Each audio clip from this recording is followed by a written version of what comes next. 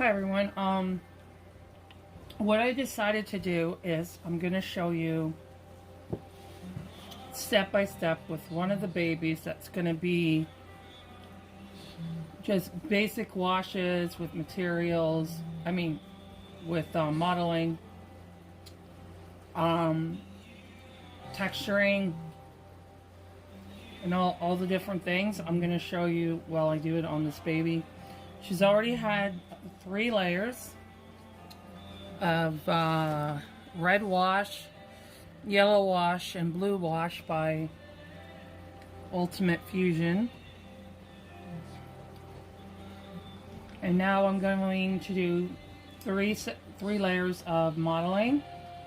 And the modeling colors will be red modeling, purple modeling, and green modeling.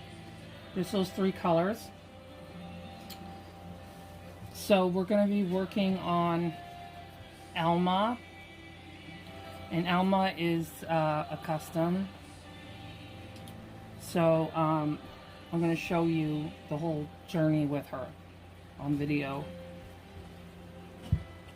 I don't always videotape when I work on them, but I will show you the whole journey with her. She's a Reborn from Bountiful Baby, Alma Kit Asleep. There's an awake version. This is the asleep version. You can see that she's legit with the writing on the back. So, I usually keep their head away while I'm working on the paints. So I like to make sure that I'm going to have enough paint ahead of time. So I am really running a little low on the red. I use the same consistency as I do for modeling as I do for texturing. So we're going to get my wash brush. That's the wrong container.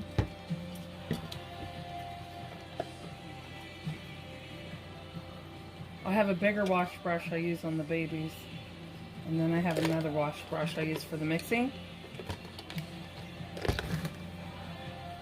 So this is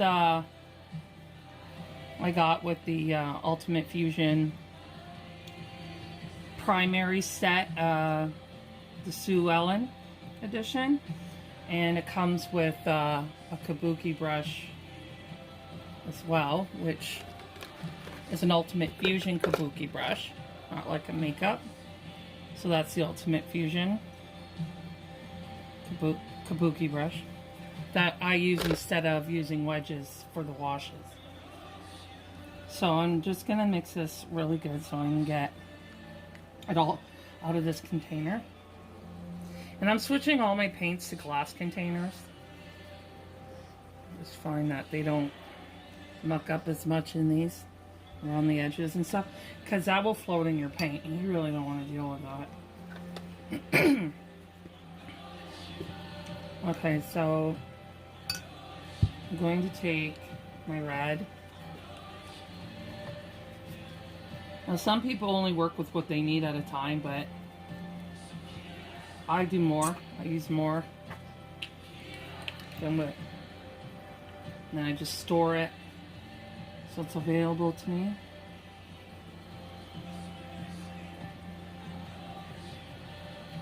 If you are going to do single doses, make sure that you use the pipette that comes with the Ultimate Fusion primary set. They're really cheap off dollsbysandy.com. And you would have water in a container and just squeeze it in and add to it. Now I don't do that because I would need a lot of them because I make a lot of paint at a time. So I store my paint in just a squeeze bottle for cooking. And I just pour some in like that. And then if I need more, I'll just add more paint because I'm going to store it anyway. Stores really well. You do not need to add anything to it. No mediums. It will automatically adhere to the vinyl. They do sell, when you're first starting out, you don't have to use it, but if you wanted to, you can buy Blend Flow which gives it like a little extra hold, but I don't use those. And there's no need for, I'm trying to think what it's called, because I never do it. When I think of it, I'll tell you. Okay, so what you do is you test the glass. Now you want it to just, the color to just stay a bit. You don't want it to stay too much. So I think it's not too bad. I think that's going to be good. But we're going to test. Sorry, I got holes in my mouth because I have post-nasal drip. We'll test it at the back of the head, and if it comes out too strong, then we'll just add more water. I need some paper towel here.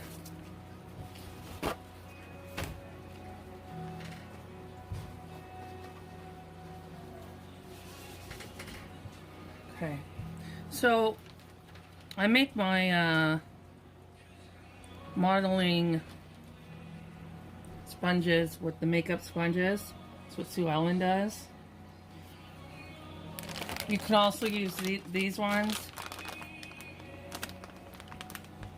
these type ones, or these ones there, or the egg ones.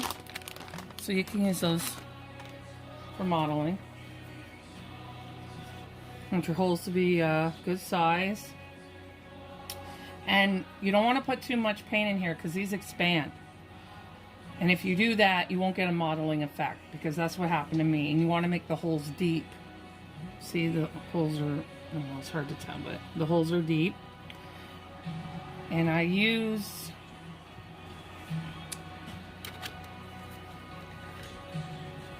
these two different ones. This one is like a pointed one, and this one has a angle on it if I want to make it wider. So that's what I use to make the sponges. And then you want to try, if you can, not to let it fall into the holes, because that will expand it. I find that I have to use more than one of these on a baby because it does start to expand. So let's try and see what it's like on the back of her head.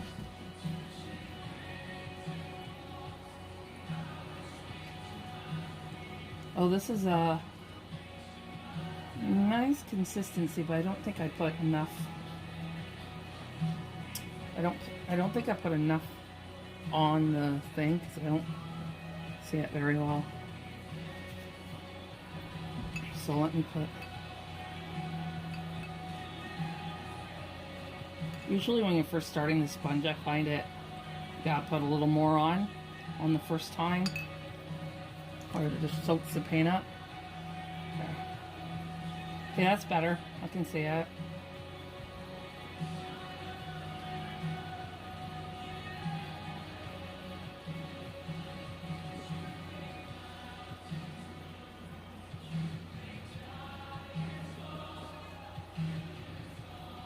I think it could have been a little more darker, but it's alright. Because you can always do more through your layers. If your modeling is not coming up, you can always do another layer. But she's very fair, so I'm trying to be quite careful.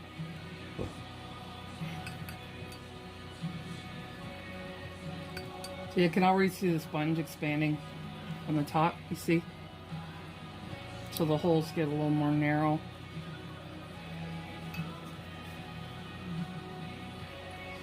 So we're going to do her whole head, except we are not going to do her her cheeks, her nose,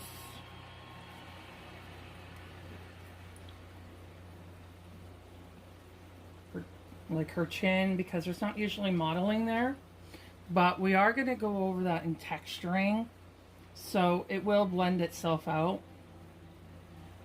But I always go over the top eyelids, the top of the eyelids, because I have noticed modeling on babies in my nanny days. So you just want to go around, go under the flange here. I do go over the ears because I have seen baby's ear coloring does change temperature wise, so I do go over the ears.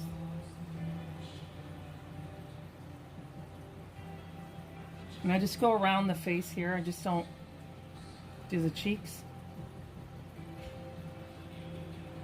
And you're going to do the forehead up to the, sorry, too high.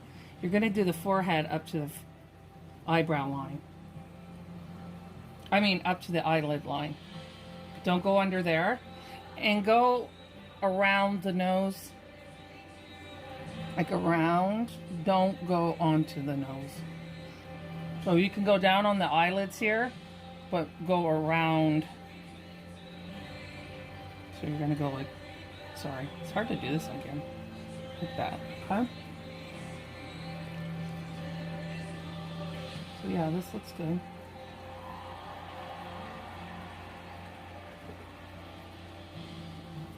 I'm just gonna try to get that off so it doesn't hurt the hair.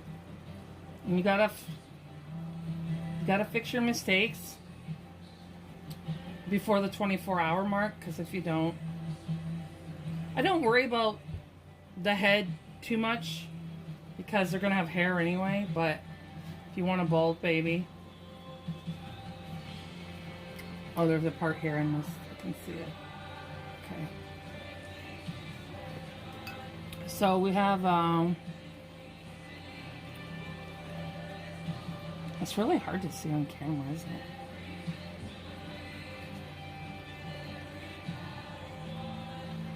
So that's going to be a red modeling. I always take pictures and put them on my Instagram and what do you call it? Facebook page.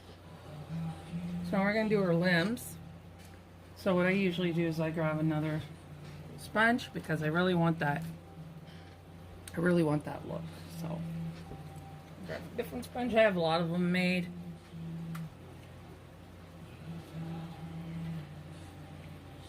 Okay, so I'm gonna go around.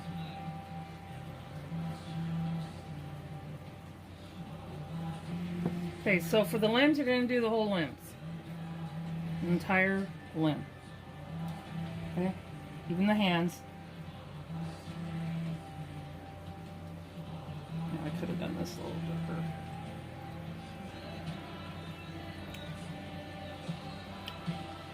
I'm hoping the video doesn't get muted because of my background music, but if it does, I'll write what I'm doing in the description. More of an issue on Facebook, I think, than YouTube, but yeah, I should have done this a little darker, but I can see it. But because with the fairer babies, you just never know.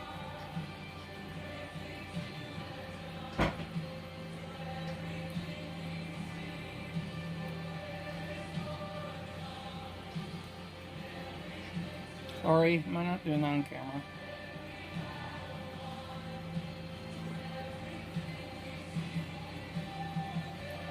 Yeah, a little more for a hand. It really takes some.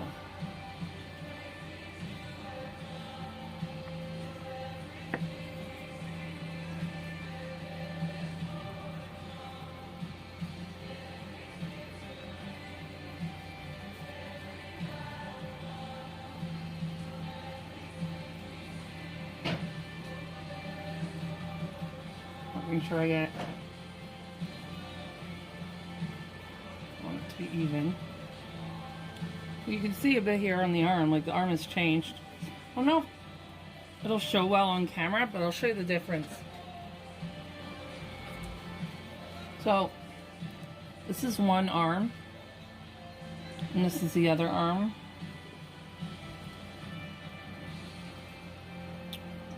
So you can see that this arm is more red. So you can see that it's,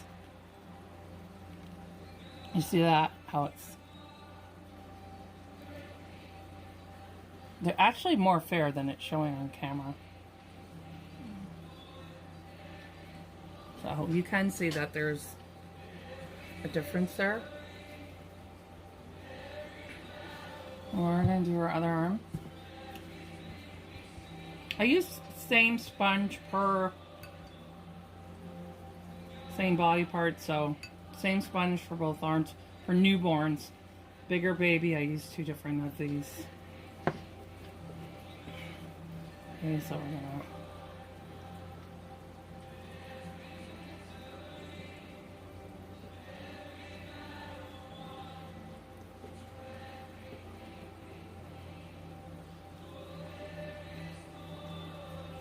really get in here.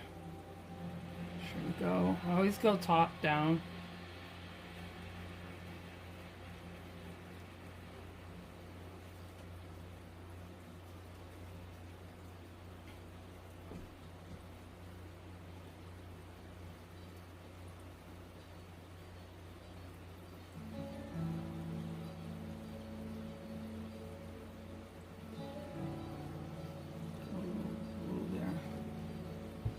I'm gonna add some more for him. I haven't worked in, I think I worked once on Nino, and then I got vertigo again, and it's been so I was off for another 2 weeks. So I'm really behind. This is one of the reasons why I only do customs for certain people, because like people I know, because I can't guarantee a time for the babies to be ready because of my vertigo condition.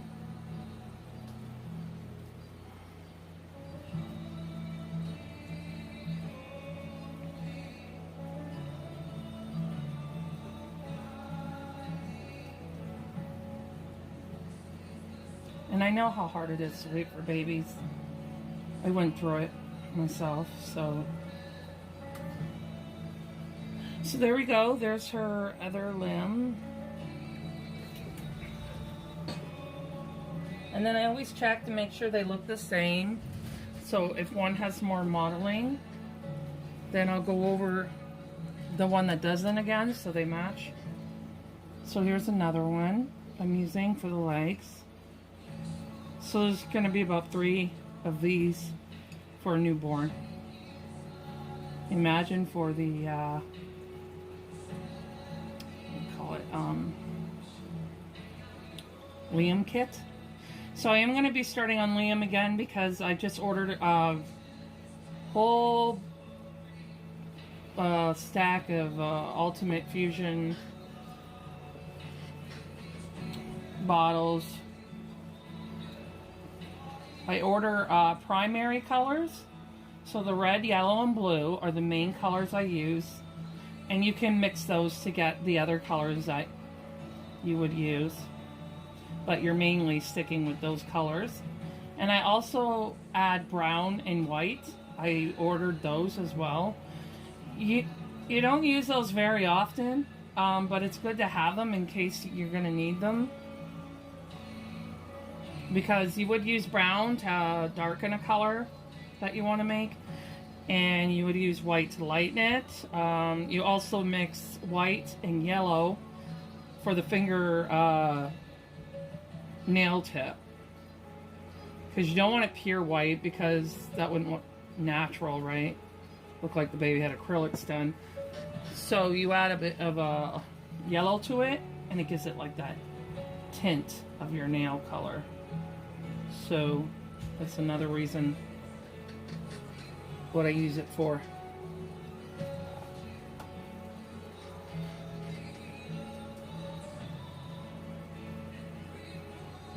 I find the primary is the most accurate to a real baby, because like Stu Allen has taught us, those are the colors that are in our body. right? When you start adding undertones, it can start to come out looking more like a doll than an actual baby with skin. So I like to be as accurate as possible.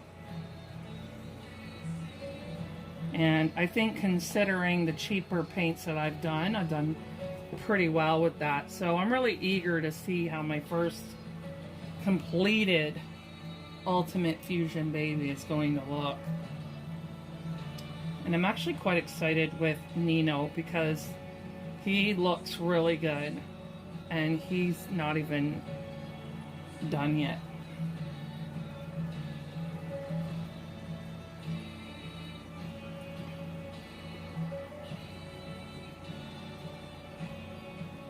Okay, so that's one limb there. When you're first doing the modeling, it's really hard to see on the video camera because of the lighting. It makes it look lighter and it's real pain.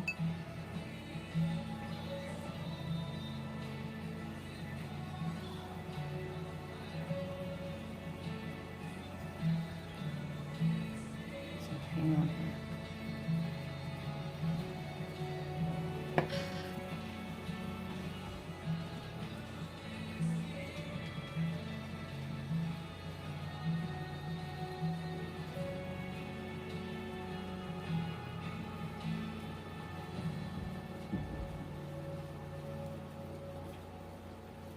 Sorry, it's not holding on video. It's a habit. Why I don't videotape when I work, because it's so bad with keeping it on the camera.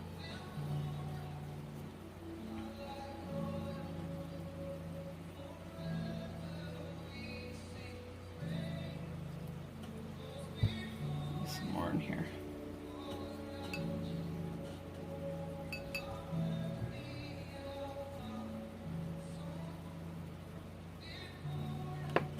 Some people use sea sponges, they find it easier. So for modeling, that's another route you can take. I used to do it that way, but I really like the look that this gives.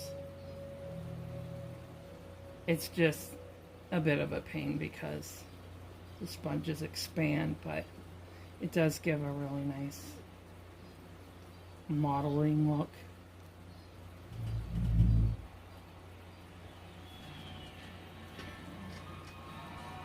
Fixing some mistakes back here. So I'm just gonna check the other ones. They all look good and matching really nice.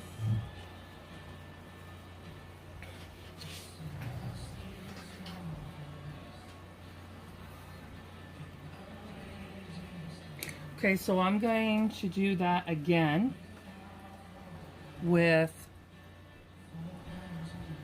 purple and like a mint green. Okay, so that's what I'm going to do, and then next time I work on her, I'm going to come back and I'm going to show you what I'm going to do next. Okay, so you don't have to sit there and watch me do the same repetitive stuff. So thanks for watching, and we'll see Alma soon. I forgot to mention in the first video that I was doing creasings after the modeling. So I did her creasing, and I did just a little bit of shading over the eyebrows there and in between the eyes up in here because she's squinting just a little bit. And I did her lips inside her mouth, on the back of her neck here. And I did her arms, her fingers, her arm, her hands. And next time I work on her, I'm going to seal the powders in, and I'll show you when I do that, how I do that.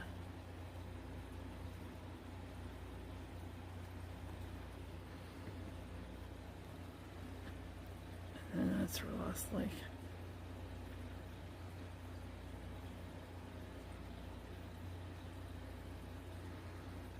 She's very heavily detailed. A lot of the Reborns are, since they're replicas of real babies. On just under her feet there.